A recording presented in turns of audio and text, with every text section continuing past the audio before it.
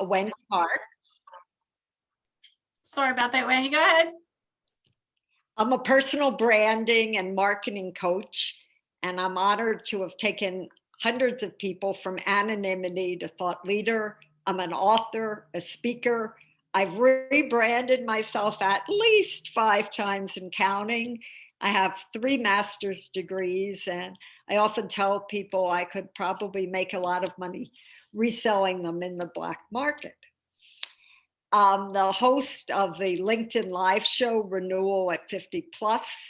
There's also a companion podcast. Today, we're going to talk about what and why you should brand. I'm going to share strategies and tips, including the 10 steps to branding and then a Q&A. I'm going to try to also make this a little interactive. It's such a lousy day out. I want to elevate everybody's mood and not make this so dull. So I'm going to stop myself at points and ask you some questions. First of all, are you having any problems finding relevant candidates? If you are, you're in the majority. 73% of companies today are struggling to find relevant candidates. And this is the very first time that the number of job openings exceed the number of unemployed. So there are just not enough bodies to fill these positions. So what all this means is that how your brand is perceived by candidates is more important than ever. Now, this past year, myself included, we've all been a bit unsteady with the pandemic. And as Christine was alluding to, and as you know, there's been what's known as the Great Resignation. A lot of people, millions in fact, just walking away from work. They're fed up, they've had it, and also the pandemic has obviously had an influence. But that doesn't have to be your story in your company. I want to explain a little bit about why branding is so important. Why don't you put in the chat if you feel your company has a strong brand. And Christine, if you could let me know if anybody responded and how they answered. Come on, there's a few people on the call. Somebody, I can't believe that you're all not saying yes, that I'm affected. I need people. That's why you're here, right? I don't know. All right, companies, let me tell you why you need a strong brand. In fact, if you have one, you're much more likely, 50% more likely to attract qualified applicants. Your hiring costs will decrease 50%. Many employees consider a company's brand before applying for a job, and you can reduce turnover by 20%. Branding works both for existing employees, and I'll get into that, as well as potential employees and prospects. Wendy, we have one that had said that they have 2 strong brands because they own a couple different facilities. And then somebody else said we have a strong brand, but yet we're having a lot of difficulty with getting people. Still finding those, employees and pinpointing them. All right, hopefully, as I go through this and share some tips with you, that will help you, and then we can also talk about it more in the Q&A. Okay. But thank you for sharing that. Now, companies with a negative or non-existent brand end up spending 10% more on employees who are hired. What exactly am I talking about when I'm referring to branding? It's your company's reputation. It's how you're perceived. It's not just having a beautiful logo and a nice website, but it really comes down to the nitty gritty. Is your company a good place to work? Do employees feel valued? Would they recommend your company to friends? Have you created positive buzz? If you say your company's name in your community, do people go, oh, I just love your company? You really have to elevate your brand. It's not just creating one, but it's people's perception of it that counts. Your brand is not something that's once and done. It's long term. As your company changes, you may need to make tweaks to your brand. So when you go through your slides, will you tell us a little bit about how to elevate our brand, or Yes, you know, I will be explaining how to do that. Great, thank you. You're welcome. And you need to be consistent so that every touch point that people go to, they see your brand. A company that does that extraordinarily well is Apple. I'm not suggesting you become Apple, but we can certainly learn from some of those major brands.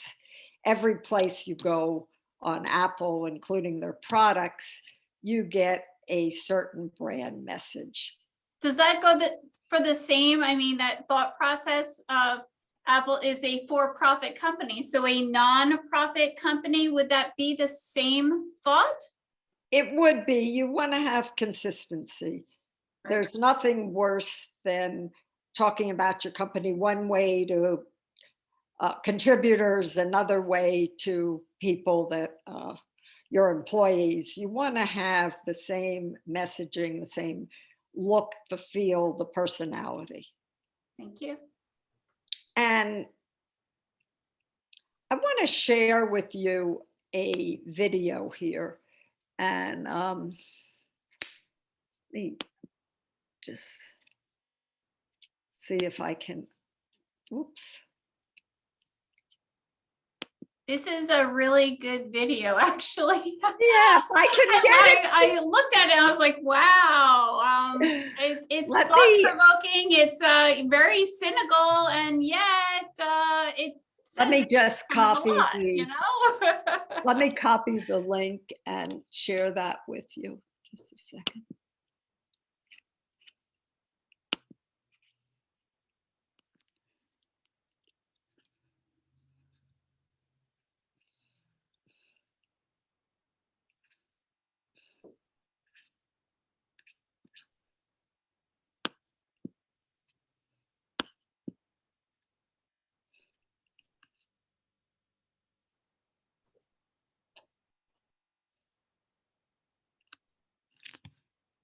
Nothing like watching something go round and round.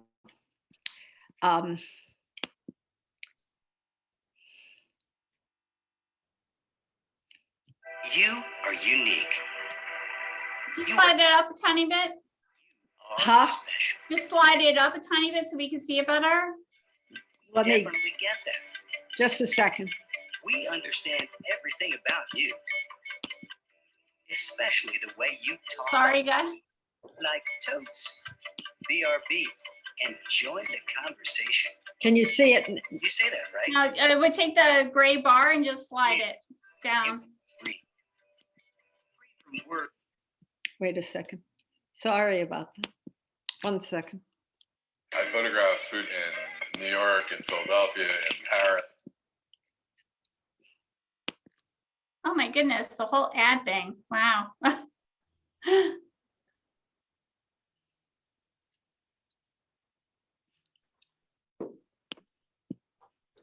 I don't know why I'm having trouble on my laptop getting it higher. It's working. I can see it now. Oh, okay.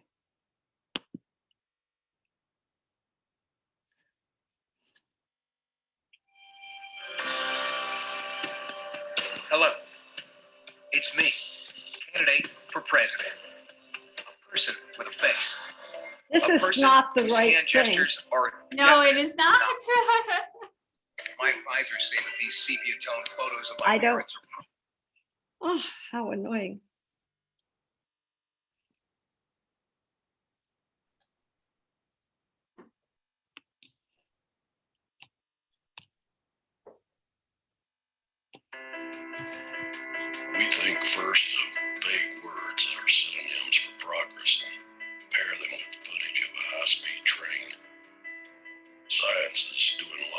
This is not it. May or may not have anything to do with this. See how this guy in a lab coat holds up a beaker? This is not it You did either. research. That is it. I don't know what that was. Christine, do you have any way of sharing this?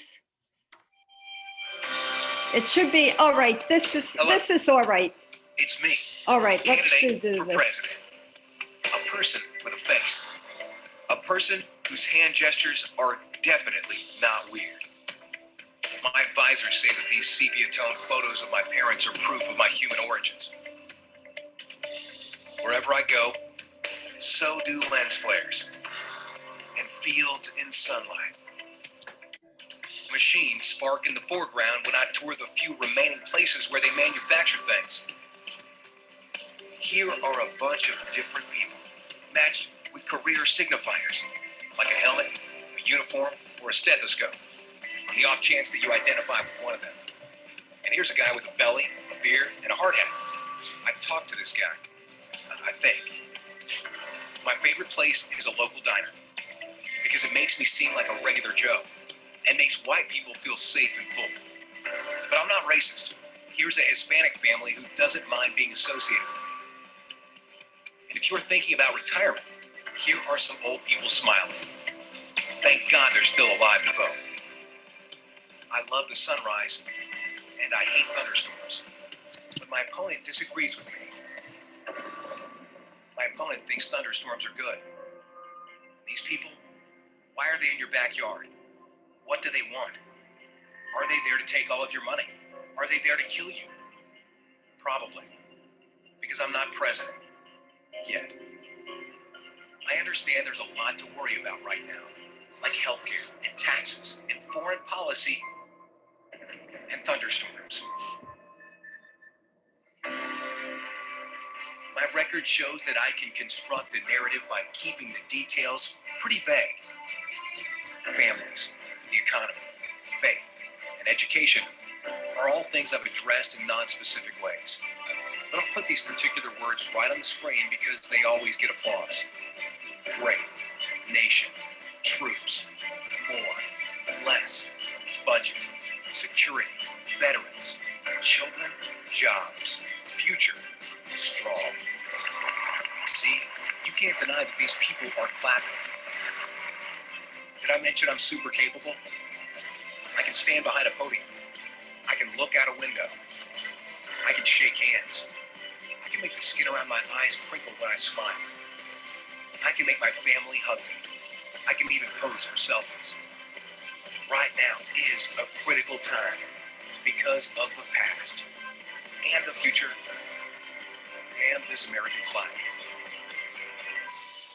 I'm a candidate for president and I endorse this message. Unless you disagree, in which case I had nothing to do with it. Yeah, that's a little cynical, but a little bit true, right? Well, hopefully you enjoy that, and it's what not to do. Basically, as you saw in that video, symbols were just thrust at you. It was not specific at all. And it really just used buzzwords that they thought would get an emotional response from somebody without showing or explaining anything. So you got no sense of who that candidate was.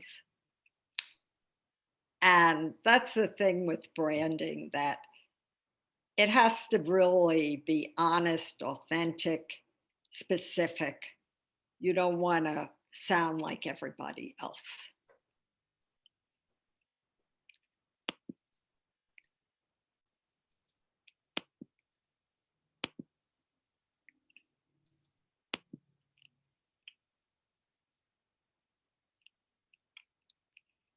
And in fact, this is actually a great opportunity to reinforce your brand. Why? Because so many people are not doing it right. They're doing it more like that ad. The other thing is that if you don't brand yourself, Your company has some perception anyway. You want to make sure that it's being perceived the way you want it to be perceived. Now I'm going to go through 10 steps, and hopefully this will help you in creating a powerful brand. And if you have any questions as we go through this, feel free to put them in the chat. I'm watching the chat, so if you have a question, please just type it out, and I'm happy to relay that to Wendy, our speaker. So one is defining your brand identity. And in doing that, here are some questions to ask yourself. What is your mission? What does your brand believe in? What pain points do you solve? What business problems are you alleviating? What is the image that you want to convey? What's your brand personality? How are you perceived? What are employees expecting based on your brand? And who is your ideal employee? And is your brand appealing to that ideal employee? Feel free to write in the chat if your brand is conveying the image that you want it to convey. And if not, where do you think there's a little disconnect between what you want and how it's perceived? So if you From a government standpoint, I'm hearing a lot of for-profit versus nonprofit, and the nonprofit sector has a difficult time reaching the same salary, hourly wages as a for-profit. And there's a little bit of a gap there. And is that part of your brand as well? Like, how does that all play into getting employees? What you need, obviously, of course, salary is part of how you're perceived. Are you a good paying company, a bad paying company? But at the same time, workers today don't just want a salary.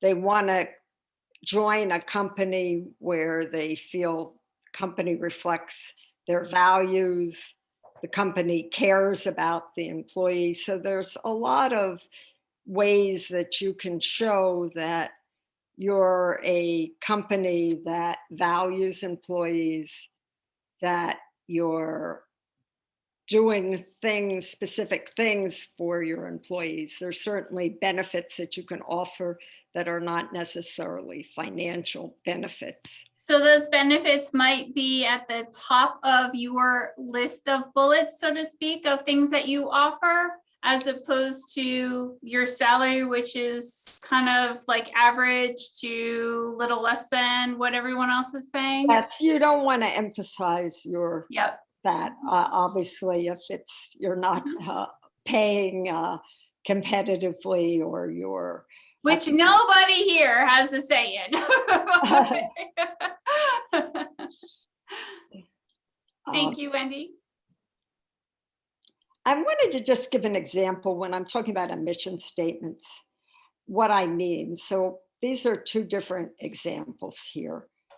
And your mission statement is almost like your North Star. It's your company's focus. Does everybody here have a mission statement? One that's easy to articulate?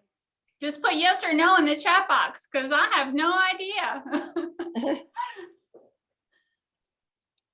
Yes, no's, maybes, not really sure.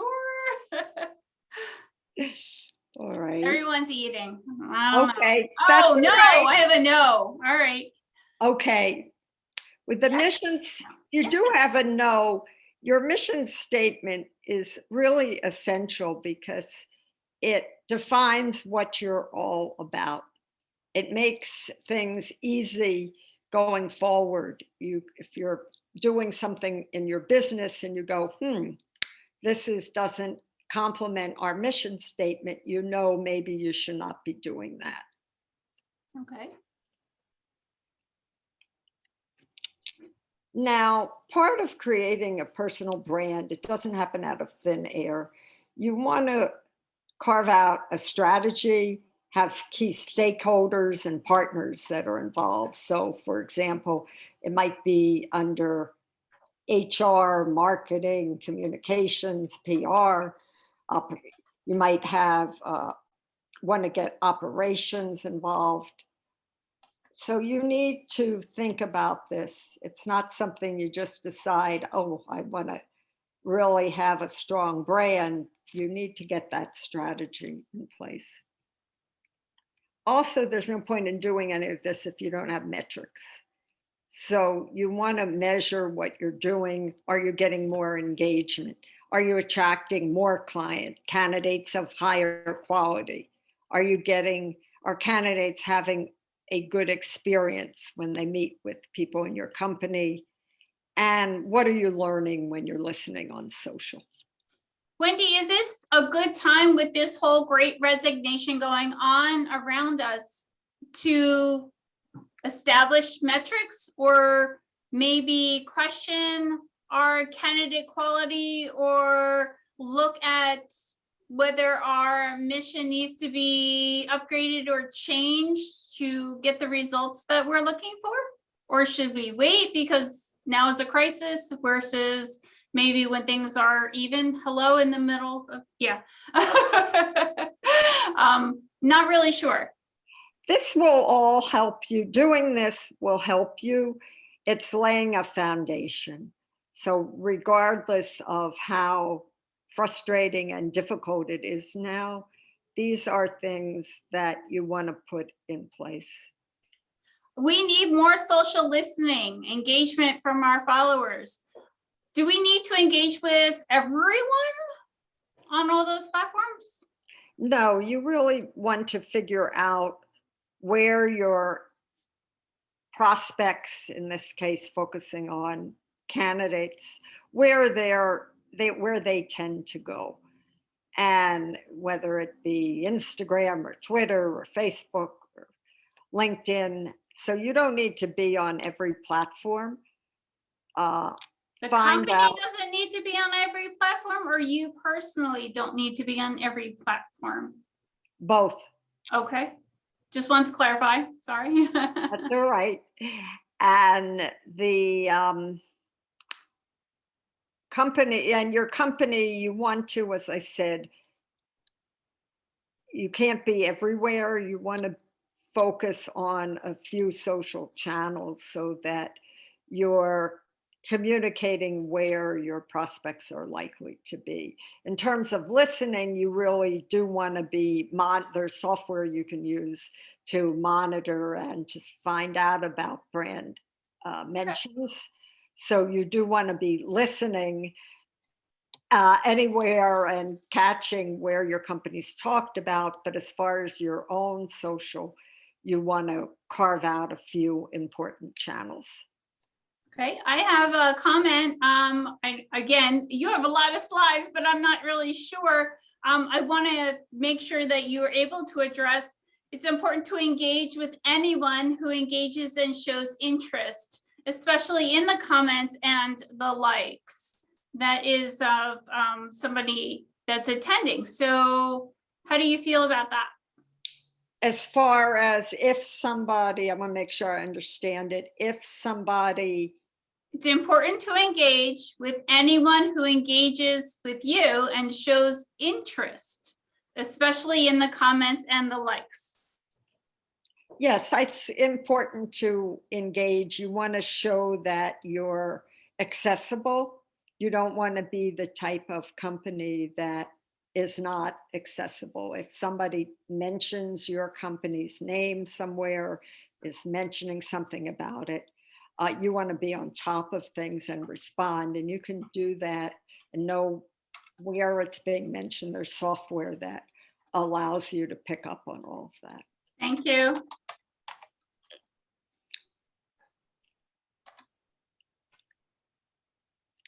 Now, I want to talk as part of this whole branding so that you're encouraging employees and giving them something as well as establishing your brand. And one way to do that is to encourage them to have their own personal brands. Why should you bother? One, it gets employees more engaged in your company. It boosts their careers, their skill sets. And in fact, the vast majority of people trust content more that's shared by individuals over that shared by a company. And if employees are able to do this and happier, they're going to be speaking, by extension, they're going to be speaking more favorably about your company. Plus, people can see, oh, wow, this employee or employees are so active. Must be an interesting company. So it helps elevate your brand. As part of employees creating their own personal brand, you want to help make some of them into advocates, brand ambassadors. And in doing that, you want to have a purpose for doing this and some goals. So again, maybe make it a little competitive, that whatever advocate is getting the most comments or the most engagement, you can feature each month. And employees' social media posts generate 8 times as much engagement as company posts. So you truly need and want to get your employees involved. And this is just the potential reach of an employee advocacy program. It's the number of employees times the size of their network equals the potential reach. So it gives you an idea that you can have a vast reach if you incorporate your employees into your branding. Another part of branding is to develop thought leaders. And what do I mean by a thought leader? What's helpful to do is to identify specific thought leaders in your company. So somebody might be expert in one area, somebody else in another, and let them own that particular lane. How do they own it? By posting in social, by writing articles, by getting some media attention, by either being interviewed in the media, maybe appearing on TV. Today, there's a hunger on the media's part for experts. And through the course of my career, I have really specialized in turning virtually unknown people in companies into thought leaders, and I've proudly gotten them quoted everywhere from the New York Times to Wall Street Journal to Fast Company to CNBC. So it is possible. You don't have to feel, if you're a small company, that you cannot get any buzz. But it all starts from beginning to create the thought leadership among some of your employees. We had talked in the beginning of the session of there are 10 steps to creating that personal brand for your company. And some people had mentioned they already have a mission statement or a value statement, and they try to keep that brand aligned with those buzzwords, so to speak. So are the rest of your slides in order of how you should implement? Is this one way that they can expand on that mission statement to elevate their personal brand or their business brand by developing those thought leaders? Developing the thought leaders is definitely a way that you can expand on your brand. The fact is, people don't buy from a company, they buy from individuals, and that's how they associate your company. So if you have strong people working in your company and they in turn are developing some powerful thought leadership, that helps create an aura around your company and its brand. So Thank it's truly a way to brand yourself. And if you were questioning why bother, nearly 50% of decision makers said thought leadership could influence their purchase decisions.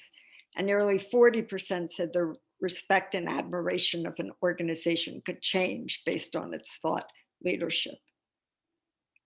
I think this is perfect, those stats, because you have to think as an individual, as a consumer. For example, your favorite pizza restaurant. Do you go into your favorite pizza restaurant to pick up a pizza and everyone behind the counter is negative? Or are they positive? Are they, singing the praises of, oh my gosh, our pizza is the best and you can't go anywhere else because you have to try XYZ pizza, and take it from that point. So having the quote unquote thought leader in your company is just another avenue for you to get the word out about how awesome your company is, your services are, and your brand. Yes, exactly. Exactly. And you're making me hungry now for Sorry, pizza. I know it's lunchtime. And just some ways, as I was mentioning, to develop your thought leaders. They could be blogging. There's always a lot of industry trades. They could be writing for, promoting content on social, speaking at conferences, posting video. And as I mentioned, getting buzz. And you want to be sure that there's authenticity and accessibility. The person who asks that question about if somebody's mentioning your company, liking, commenting, should you respond? Yes, that's all part of being accessible. And you don't want to develop these thought leaders and then put them in jail and no one can talk to them. You Leave want them hanging, right? Yeah. Excuse me. And we've been talking before about social media, and social is a great way to convey your company's personality. You can share photos, videos, if you're people enjoying events, community involvement, any notable achievements. Give people a behind the scenes look at your company so they get a feel of all the fun, great things you're doing.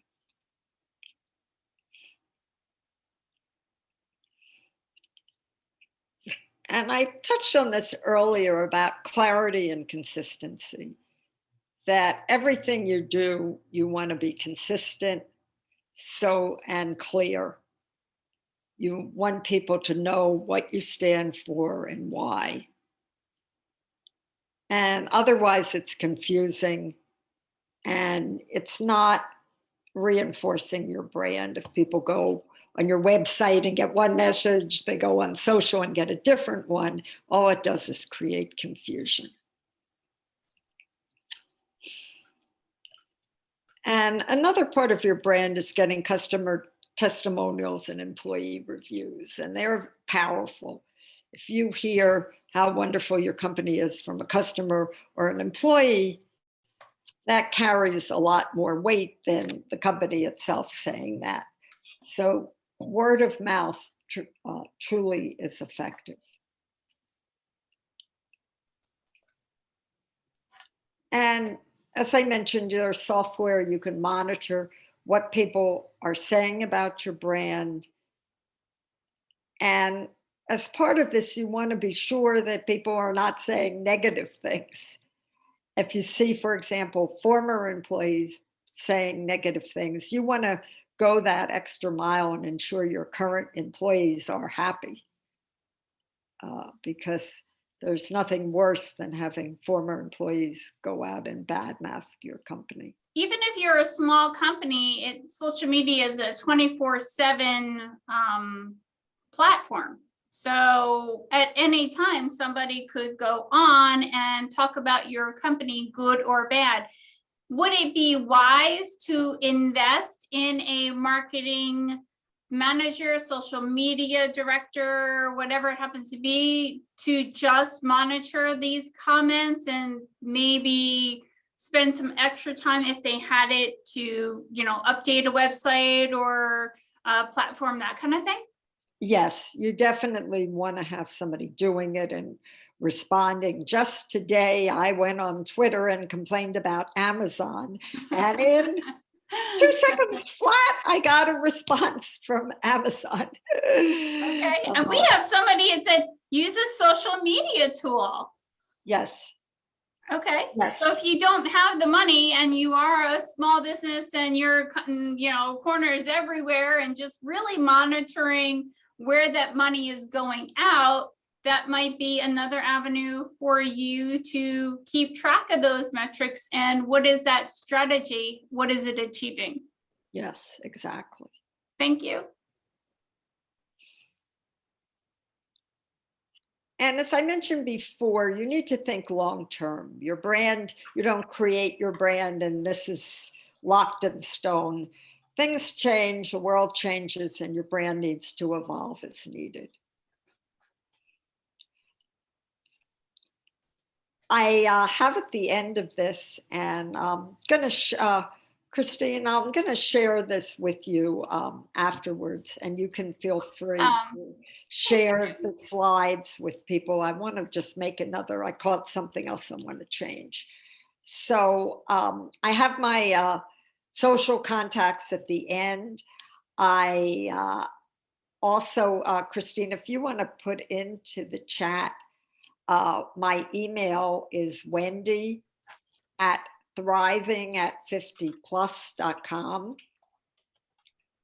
And I encourage you to feel free to email me. I love to talk about this and offer a free complimentary branding assessment.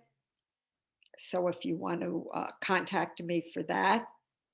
I also am very, very active on LinkedIn. Christine, if you want to put in, my LinkedIn is linkedin.com/in/Wendy A. Marx, M-A-R-X. So that concludes the formal presentation.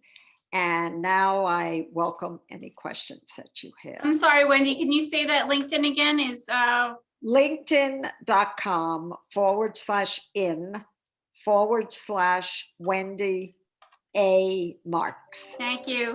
You're welcome. So I welcome your questions or comments. All right. We have, Jessica had mentioned, if you use Constant Contact, they have a social tool. That is correct. And I use Constant Contact. And with that, you can look at where people are and you connect your Constant Contact with different social tools such as Facebook and Instagram and blah, blah, blah. You can also view the reports and see heat maps, where their eyes are going on your email correspondence. Is it to a link? Is it to a description? Is it to whatever it happens to be? And then you get a feel for what is most viewed as opposed to what is being ignored. Jessica also mentioned Hootsuite and Agora Pulse. Wow, Jessica, you could speak. You have all kinds of wonderful tidbits. Thank you so much. All right. Anybody else? Do you have a question? Or a comment. Is anybody going to do anything differently as a result of this? Those are great. Another nice scheduling posting tool. Oh, Buffer is another scheduling tool. You can actually go in on, say, Sunday afternoon and schedule all your posts for the week. And it'll post directly to Instagram or Twitter or Facebook or whatever, and you're getting your name and your brand out, and you can choose, be in charge of whatever information you would like out there about your brand. Just make sure, again, you're monitoring what people are saying or commenting or, putting in the posts in the chat. So some are free, some are paid, some are cheaper than others. I'm a big free girl myself, so I like free or very, very, very low cost. So it really depends on how much of a budget you have to play with in order to get the result that you're looking for. We want to learn about different social media. Awesome. I'll keep that in mind as I look for our next guest speaker. And hopefully they'll be able to talk a little bit more about social media. I have somebody in mind. Yeah. Okay. Did anybody have a specific social media question? I Oh, can good. try to address that if you had a specific one. Apparently you're an expert on Twitter, huh? What can we do to encourage our employees to be our advocates, ambassadors through their own personal accounts? Yeah, that's a really good question. And one way to do that is to establish an official employee advocacy program and make it something special that these employees, they're not just employees, they've now become ambassadors at your company, and have somebody running the program set specific goals for the program. And you can also make it a little competitive and hand out some awards, prizes, if somebody, as a result of a post, gets X number of comments or engagement or interaction, maybe give an award or a prize each month to the person doing the most. Don't just send them out as ambassadors, have some meetings, help them understand how they can be better ambassadors. So you want somebody in charge of this program who understands social, understands employee engagement, and can encourage these ambassadors and explain how this is a way, in a sense, they can not only help the company, but build their own brand. So it's truly a win-win.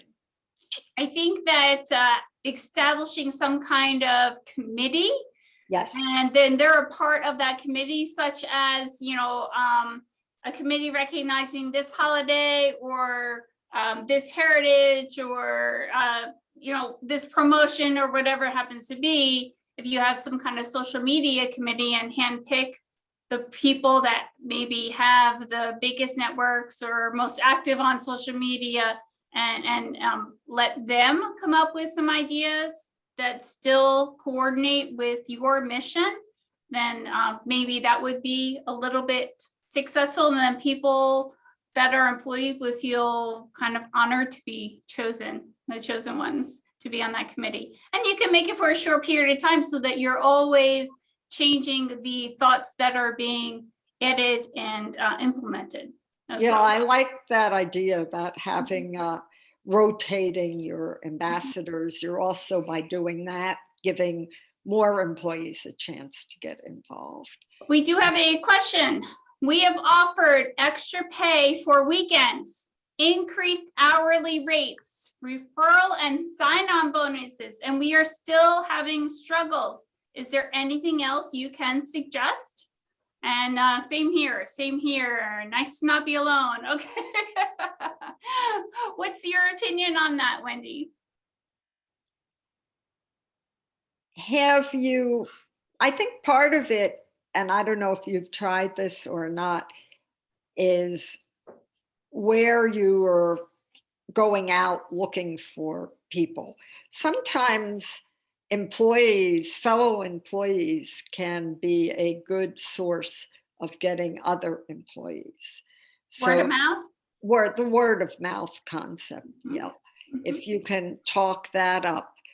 Are there some areas in your community, organizations that you want to reach out to that maybe aren't aware of what you're doing, and that you're offering some special perks for this?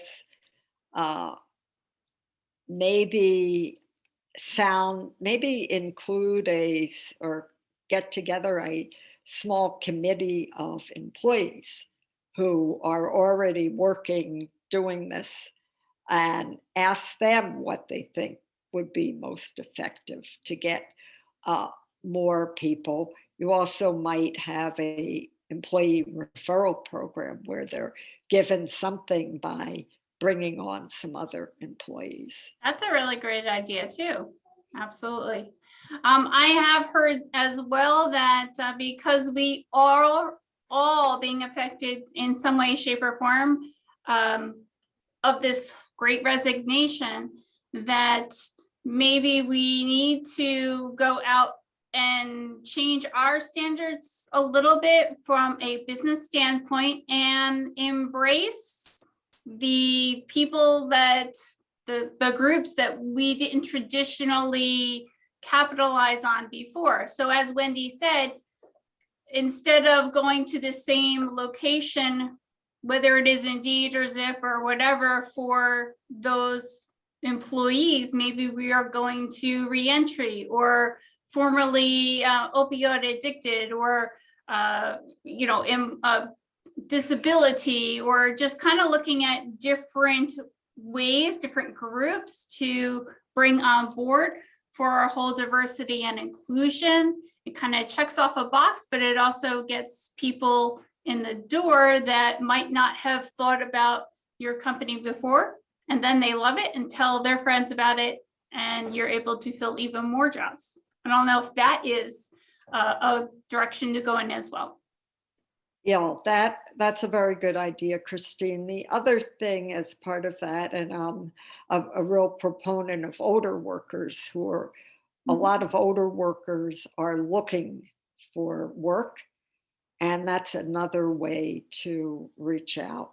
There are probably organizations in your community that attract an older demographic, assuming the work can be done by an older person. It's not heavy. I love the idea in the chat box. Someone had mentioned trying Snapchat or TikTok, or again, where the employees that you're trying to get, where they hang out. And maybe TikTok is not where you want to go because that's not the demographic you're looking for, but maybe it is. And putting it out there and seeing, and maybe you want to change your metrics, maybe not. There's a new social media tool and platform every single day.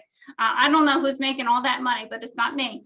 And, maybe we want to keep somebody in the know so that we can incorporate that and see if that helps and works out as well. Not really sure.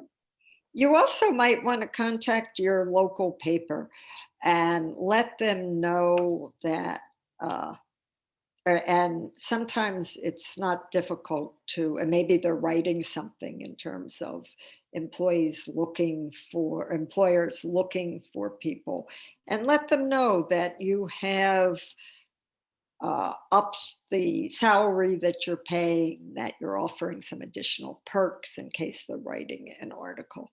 So maybe I've heard some companies that have given us feedback as a government agency finding success by posting flyers or their job openings on local places, their bulletin boards where employees hang out, such as laundromats or supermarkets or things like that, community centers. And that's another way to reach people that don't necessarily have social media platforms or access to the internet and computers, or don't spend too much time on those places, but are still interested in landing as well. And believe it or not, in 2021, there are those people. So don't discount them. Absolutely. Along the same lines, sometimes in addition to community organizations, sometimes religious organizations can be helpful too. They often know of people who are seeking work. Absolutely. So, Melissa, thank you so much for putting that in the chat as well. Sponsor content articles. I've seen that as well. And that kind of gives you a boost, just like somebody commenting and an employee being that ambassador and commenting and posting and sharing information about your company. So absolutely, I've seen that. I don't know, does any of that help you, Brenda or Elena? Deborah was having the same issue. You really have to try multiple avenues and then see which ends up working the best. Don't just try one and say, gee, I can't find anybody, but try it consistently so that you're not, leaving this webinar and this afternoon doing all 10 things right. that Wendy had said. Maybe it's one thing for a month and 6 weeks, and then adding one thing, but not necessarily deleting the other, maybe just not spending so much time on it and adding something else so that you are still keeping it up and running, and yet you're adding one more thing and one more thing.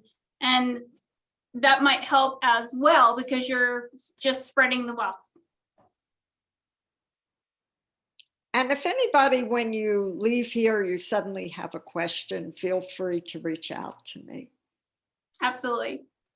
Well, I will stop the recording and I will definitely share the slides so that you can look through them once again and see the different bullets that and points that Wendy had brought up. And again, maybe you are already there, you've implemented some of those. Maybe we need to go back and refine them or change them up for 2021 so that we are in the face of the person that actually cares. And we're not trying to be everything to everyone. We're really focused. We have utilized the workforce development team. Yay! Thank you. That's my job. Yay! Thank you.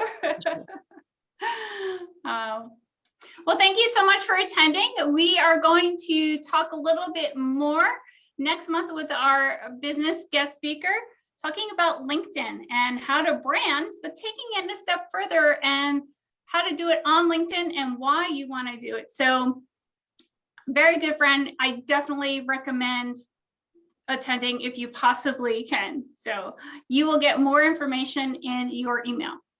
Thanks so much, Wendy. I appreciate it. And I will share everything with everyone that was in attendance today. All right. Thank you, thank you, thank you. Yay. Thank you very much. Bye now. Thanks for your patience. I'll talk to you soon, everyone. Have a great day and don't worry about that rain. All right. Take care.